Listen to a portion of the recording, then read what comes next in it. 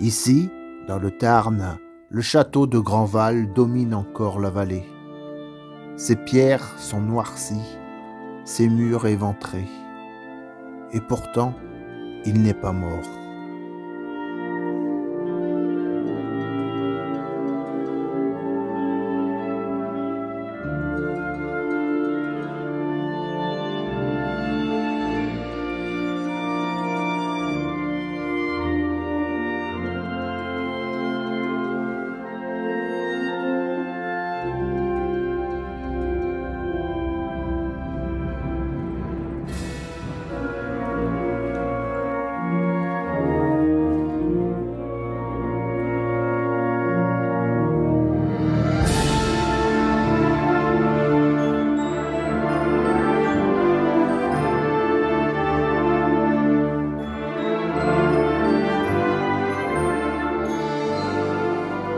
Au XVe siècle, Grandval était une place forte rurale, un refuge, un poste de surveillance, un abri contre les guerres et les épidémies.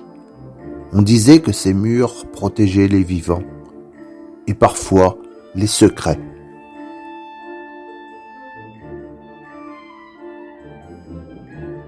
En 1493, alors que la guerre de 100 ans a ravagé la région, une rumeur traverse le château. La fille cadette du seigneur de Grandval voit ce qui n'est pas encore arrivé. Elle parle d'incendies futurs, de cris, d'hommes armés venus d'un autre temps. Par peur, par honte ou par superstition, la décision du seigneur de Grandval est prise. Une petite chambre de l'aile nord est murée. Lâchez-moi, vous n'avez pas le droit. Silence, c'est la volonté du roi. Mon père me vengera. Officiellement, un effondrement. En réalité, un silence imposé. On n'entendit plus jamais parler de la sœur cadette. Les siècles passent. Le château change de main, se vide, se fissure. Mais le mur nord, lui, ne tombe jamais.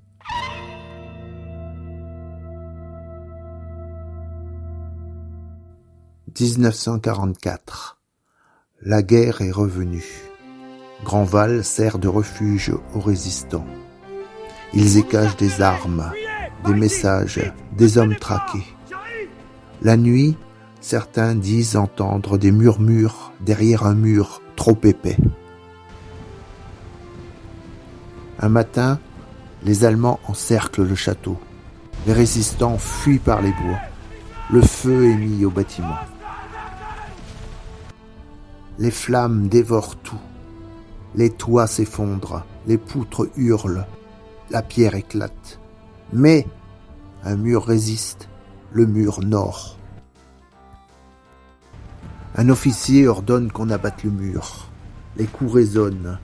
Puis, à travers le crépitement du feu, un cri. Le chantier s'arrête. L'ordre est donné de quitter les lieux.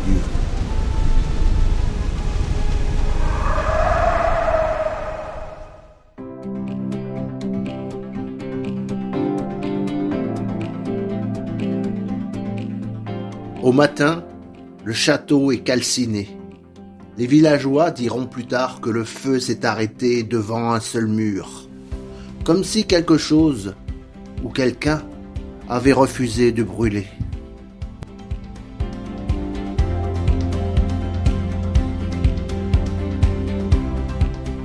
Aujourd'hui, Grandval se dresse encore. Dans ses pierres, 2 dates sont presque effacées. 1459 et 1944.